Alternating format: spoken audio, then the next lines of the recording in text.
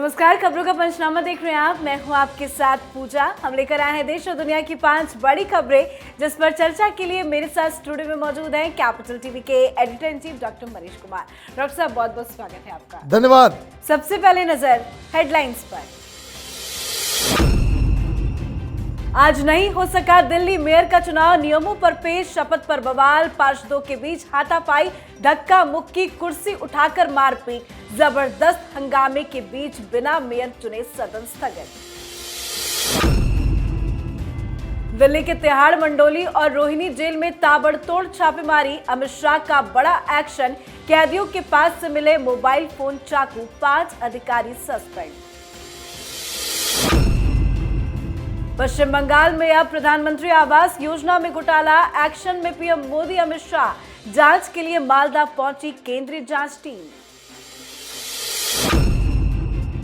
राम मंदिर पर अमित शाह के बयान से चिढ़ी कांग्रेस, खड़गे ने कहा राम मंदिर का निर्माण पूरा होने की तारीख की घोषणा साधु संतों को करनी चाहिए, अमित शाह को नहीं। महाराष्ट्र में उद्धव गुट को लगा जोड़ का झटका, नासिक परभनी के 50 नेता शिंदे गुट में हुए शामिल।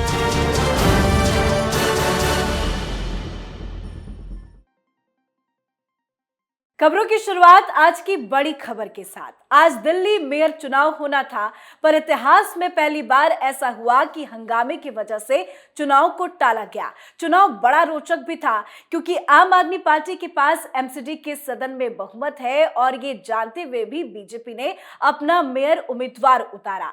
आपने मेयर पद के लिए शैली ओबराय तो बीजेपी ने रेखा गुप्ता को उम्मीदवार बनाया, पर सिविक सेंटर में मेयर चुनाव के पहले आम आदमी पार्टी के पार्षदों ने खूब हंगामा किया। आप पार्षदों ने मांग रखी कि पहले निर्वाचित पार्षदों को शपथ दिलाई जाए। इस दौरान आप पार्षदों के साथ बीजेपी पार्षदों की हाथापाई हो गई। दोनों पार्टियों के पार्षदों में जमकर धक्का मुक्की हुई, यहां तक कि सदन में कुर्सियां भी चल गई। कुछ पार्षद टेबल पर भी चढ़ गए, जमकर नारेबाजी की गई और पर्चे उछाले गए। जबरदस्त हंगामे के बीच बिना मेयर चुने ही सदन स्थगित कर दिया गया। आज कैसी तस्वीरें आई, यही तस्वीर होगी ही जब आप एक एनार्किस्ट को, जिसे कानून की धज्जियां उड़ाने का बड़ा शौक है, उसे आप चुन के ले आएंगे तो सदन के अंदर तो यही सीन देखने को मिलेगा। मसला क्या था? मसला 2-3 है, बहुत ही सिंपल तरीके से इसको समझना जरूरी है। पहली चीज ये, नए पार्षद चुने गए हैं तो इन्हें शपथ दिलाने के लिए प्रोटेम स्पीकर, इसकी घोषणा होती है। यह अधिकार किसके पास है? यह अधिकार एलजी के पास है। लेकिन केजरीवाल चाहते हैं कि भाई जिस तरह से उनकी पार्टी चलती है, जहां हर चीज में केजरीवाल अपनी मनमानी करता है, वो चाहता है कि देश में सरकारें भी उसके मनमानी पे चले। ऐसा तो होगा नहीं। तो प्रोटेम स्पीकर बाकायदा अधिकारी के द्वारा शपथ दिलाए गए। अब प्रोटेम स्पीकर एक व्यवस्था निर्धारित करती है। वो कहती है कि भाई पहले जो मनोनीत, जो एल्डरमैन हैं, उनको शपथ दिलाया जाएगा। ये व्यवस्था तय करने का अधिकार किसके पास है? तो प्रोटेम स्पीकर के पास। केजरीवाल के चट्टे बट्टों को, आम आदमी पार्टी के गुंडों को ये पसंद नहीं है। वो आ गए, चढ़ गए, स्पीकर के टेबल पर चढ़ गए, माइक छीन लिया, मारपीट करने लग गए। क्यों? वो चाहते हैं कि भाई पहले उनको शपथ नहीं दिलाया जाए। और मैं आपको बता दूं, अगर बाद में भी उसको शपथ दिलाया गया होता उन लोगों को, तो भी ये बवाल काटते। रीजन ये है कि ये जो मेयर के चुनाव का बहाना बनाया जा रहा है, कानून बिल्कुल साफ है कि जो मनोनीत एल्डरमैन हैं, जिन्हें एलजी ने मनोनीत किया है, वो वोटिंग में हिस्सा नहीं ले सकते। ये बात केजरीवाल को मालूम है, लेकिन नटवर लाल तो नटवर लाल ही होगा। मीडिया इस तरीके से उसको पोर्ट्रे कर रही है कि जैसे ये 10 लोगों को इसलिए मनोनीत किया गया है ताकि वो वोटिंग कर सके। उनके पास वोटिंग का अधिकार नहीं है मेयर और डिप्टी मेयर के इलेक्शन में। उनका अधिकार क्षेत्र जो है वो आएगा कहां? वो आएगा जब उनकी पावर चलेगी, वो चलेगा स्टैंडिंग कमिटीज में। अब ये छलावा देकर के ये बवाल क्रिएट कर रहे हैं। स्टैंडिंग कमिटी किस लिए इंपॉर्टेंट है? तो स्टैंडिंग कमिटी इसलिए इंपॉर्टेंट है कि स्टैंडिंग कमिटीज के पास ही आर्थिक शक्तियां हैं, जो फाइनेंशियल पावर्स जो होते हैं वो स्टैंडिंग कमेटी के पास। ये कानून का हिसाब किताब है, लेकिन ये तो केजरीवाल है, इसको सब कुछ अपने पास चाहिए। एक बात कोई केजरीवाल को समझाए, लड़ झगड़ के तो घर नहीं चलता। आप एक राज्य की सरकार, एमसीडी और सब कुछ लड़ झगड़ के, सबसे लड़के कैसे चलाओगे? ये गंदी राजनीति है, केजरीवाल की घटिया राजनीति। पर सड़क के साथ साथ अब तो ये सदन के अंदर भी गुंडागर्दी पर उतर आए हैं। भाई इन्होंने तो बनाया ही था कि भाई हम कूड़ा साफ करेंगे जी। तो वहाँ आपने पूरे की पूरी जो सिविक सेंटर है अंदर, सदन के अंदर आपने कूड़ा कर दिया। यही तो इनकी राजनीति का असली चरित्र है। बिल्कुल। अगली खबर में बात दिल्ली के जेलों में बहुत बड़ी छापेमारी की। दिल्ली के तिहाड़ जेल, मंडोली जेल और रोहिणी जेल में पिछले 15 दिन से लगातार छापेमारी चल रही है। तिहाड़ के डीजी संजय बेनीवाल के आदेश पर तिहाड़ प्रशासन एक्शन ले रहा है। 14 जेल बैरक की तलाशी ली गई, जिसमें कई कैदियों के पास से मोबाइल फोन, चाकू बरामद हुआ है। मोबाइल फोन बरामद होने के बाद दिल्ली कारागार विभाग ने 2 उपाधीक्षकों, एक सहायक अधीक्षक, एक प्रमुख वार्डन और एक अन्य वार्डर को निलंबित कर दिया गया है। पिछले 15 दिन से लगातार ये छापेमारी चल रही थी, अचानक से क्यों इतना बड़ा एक्शन? देखिए, मुझे तो लग रहा है कि केजरीवाल ने कहा था कि जेलों को हम बहुत सुधार लाएंगे। ये जेल जो दिल्ली के अंदर है, ये दिल्ली सरकार के अंदर है। अब उस सरकार, उस प्रदेश, उस राज्य का हाल क्या होगा कि जब जेल मंत्री खुद कैदी बनकर जेल के अंदर है। कल खबर आई थी, धमकी दे रहा था सबको कि एक बार निकलने दो, सबको ठीक कर दूंगा मैं। मेरे लिए स्पेशल व्यवस्था क्यों नहीं हो रही है? हमें अर्दली चाहिए, मसाज चाहिए, बाहर का खाना चाहिए, फ्रूट्स चाहिए, ड्राई फ्रूट्स चाहिए। यही तो डिमांड कर रहा था वो। क्यों कर रहा था?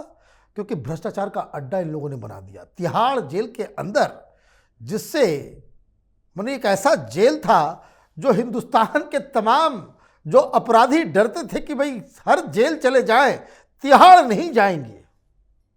चाकू मिल रहे हैं, मोबाइल फोन मिल रहा है।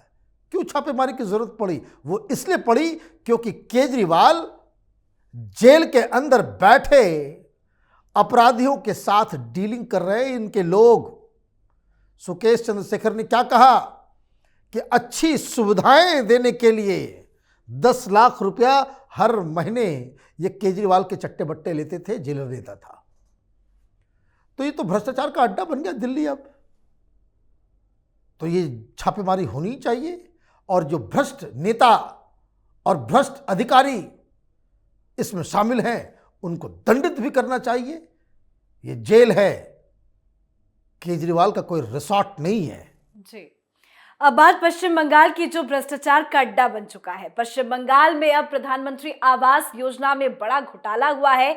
आरोपों की जांच के लिए केंद्रीय जांच टीम मालदा जिले में पहुंची।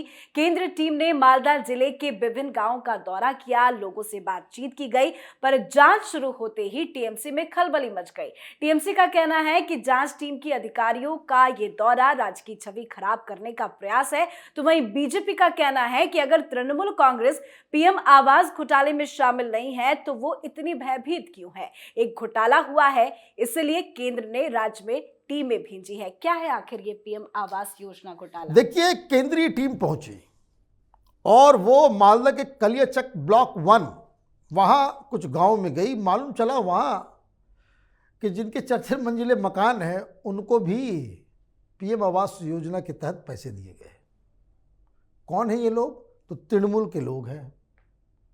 पार्टी खा गई सब पैसा। जो गरीब हैं, जिनके कच्चे मकान हैं, जो पुआल के ऊपर, जिनके छत के ऊपर टहनियां लगी हुई हैं, पत्ते लगा करके जो लोग रात में सोते हैं, जिनके पास घर नहीं है, उनके पास पैसा पहुंचा नहीं, ये तृणमूल वाले सब चट कर गए। शिकायत आई, अभी तृणमूल कह कि भाई इमेज खराब किया जा रहा है। 2 दिन पहले तो ममता बनर्जी खुद कह रही थी अधिकारियों से कि गड़बड़ियां हुई हैं। तो गड़बड़ियां तो हुई हैं, तो केंद्र का पैसा है, केंद्र जांच नहीं करेगी तो कौन? पाकिस्तान से लोग आएंगे? पैसा प्रधानमंत्री आवास योजना का दिल्ली से जा रहा है, रास्ते में तृणमूल कांग्रेस के लोग चटकर जाएंगे। ये सिर्फ इसका ही नहीं, जो मनरेगा उसमें भी इस तरीके के बहुत सारे घोटाले सामने आए। ममता बनर्जी एक ऑर्गेनाइज्ड स्कैम करवा रही हैं बंगाल के अंदर में, सिर्फ एक ही योजना में नहीं, जिस योजना में अगर आप हाथ डालेंगे वहीं आपको भ्रष्टाचार मिलेगा। ये ममता बनर्जी की देन है। लेकिन ताज्जुब है, एक जो पहली खबर थी, इससे दिल्ली में सबसे कट्टर ईमानदार क्या चल रहा है दिल्ली में दिख रहा है, और दूसरी बिल्कुल सादगी की देवी, मैं तो सफ़ेद साड़ी पहनती हूँ, हवाई चप्पल, मुझे पैसे की कोई ज़रूरत नहीं, उसके नाक के नीचे ये बवाल चल रहा है।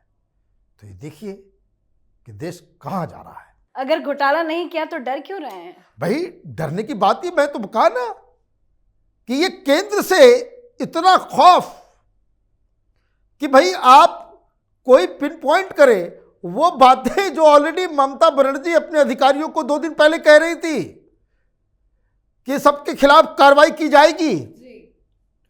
तो केंद्र की टीम कलियाचक पहुंच जा रही है, तो कौन सा बवाल हो रहा है? अगर भ्रष्टाचार के खिलाफ लड़ना है तो केंद्र के साथ मिलकर के लड़िए, भाई कौन है। लेकिन ऐसा होगा नहीं। क्यों? क्योंकि ये ममता बनर्जी की राजनीति का स्टाइल है। ममता बनर्जी ने पूरे सिस्टम को ही भ्रष्ट कर दिया है। जी, अब बात अगली खबर की। जैसे अमित शाह ने राम मंदिर निर्माण की तारीख का ऐलान किया, वैसे ही कांग्रेस बौखला गई। कांग्रेस अध्यक्ष मल्लिकार्जुन खड़गे ने अयोध्या में राम मंदिर निर्माण का काम अगले साल 1 जनवरी तक पूरा होने की अमित शाह की घोषणा को लेकर उन पर निशाना साधते हुए सवाल किया कि क्या अमित शाह राम मंदिर के पुजारी हैं जो वो ऐसी घोषणा कर रहे हैं। उन्होंने ये भी कहा कि ऐसी घोषणा साधु संतों को करनी चाहिए और गृह मंत्री के तौर पर शाह का जो कर्तव्य है उन्हें उस पर ध्यान देना चाहिए। क्यों बौखला रही है कांग्रेस? भाई खड़गे साहब से ये पूछा जाना चाहिए कि भाई कांग्रेस पार्टी और उनके चेले चपाटियों ने किससे सवाल पूछा था कि तारीख नहीं बताएंगे? तारीख किससे मांग रहे थे आप? साधु संतों से या बीजेपी से? तारीख मांगोगे, सवाल करोगे बीजेपी से, और जब जवाब मिलेगा तो कहोगे भाई साधु संत। भाई साधु संत से ही सवाल पूछते हैं। हिंदुओं को गाली देना हो तो कांग्रेस पार्टी सबसे आगे, और जब उल्टी पड़ती है दांव तो आप अचानक से बोगला भगत बन जाते हो। भाई साधु संतों को बोलना चाहिए। साधु संत वहां मंदिर नहीं बनवा रहे हैं, सरकार के हुक्म से बन रहा है वहां पे। ये जो ट्रस्ट बना है ये प्रधानमंत्री का फैसला है, जो उस ट्रस्ट की निगरानी में वहां पे मंदिर बनाया जा रहा है। इसलिए सरकार जवाब नहीं देगी तो कौन देगा? आपको राजनीति करनी है तो आप सवाल पूछते थे कि ये बीजेपी वाले तारीख नहीं बताएंगे। अब तारीख बता दिया गया तो अब आपको मिर्ची लग रही है। मिर्ची इसलिए लग रही है कि ये तारीख में बड़ा झोल है। अगर ये मंदिर का उद्घाटन जनवरी के पहले वीक में अगर होता है और प्रधानमंत्री वहां पूजा करते हुए नजर आते हैं और टेलीविजन पे इसका लाइव चलता है, तो 2024 के लोकसभा चुनाव में कांग्रेस पार्टी कैंपेन करने लायक तक नहीं बचेगी और भारतीय जनता पार्टी एक ऐतिहासिक जीत दर्ज कराएगी। इसलिए आपने पूछा कि क्यों मिर्ची लगी हुई है, तो इस वजह से मिर्ची लगी। बिल्कुल। आखिरी खबर में बात महाराष्ट्र में उद्धव ठाकरे को लगे एक और बड़े झटके की। शिंदे गुट की शिवसेना ने ठाकरे गुट और महाविकास अघाड़ी को बड़ा झटका दिया है। नासिक और परभनी में सीएम एकनाथ शिंदे की मौजूदगी में 50 से ज्यादा नेता शिंदे गुट में शामिल हुए। ये तब हुआ जब संजय राउत 2 दिनों के नासिक दौरे पर है। संजय राउत ने इस पर कहा कि जो गया सो गया, उन्हें कौन जानता है। एक तो नेता जा रहे हैं, उस पे से संजय राउत इस तरह के बयान दे रहे हैं। देखिए, संजय राउत बड़बोले लीडर हैं, उनकी वजह से ही ये सारा कुछ गड़बड़ हुआ है। आपको याद होगा कि जब तमाम विधायक गुवाहाटी चले गए थे तो वो कहते भाई जो गया वो तो नामर्द लोग हैं। यहां तक उन्होंने कहा कि भाई आओगे तो मुंबई में कैसे चलोगे बिना शिवसेना के छत्र छाया में। यहां तक उन्होंने कहा कि डेड बॉडी आएगी।